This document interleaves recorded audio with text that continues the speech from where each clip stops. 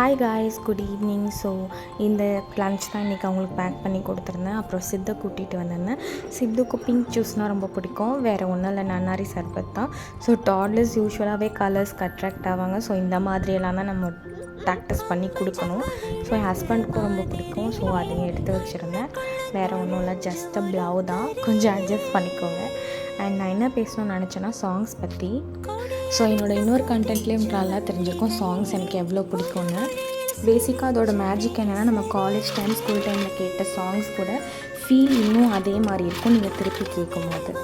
இந்த மாதிரி என் ஹஸ்பண்டுக்கு என்ன தெரியும் நல்லா.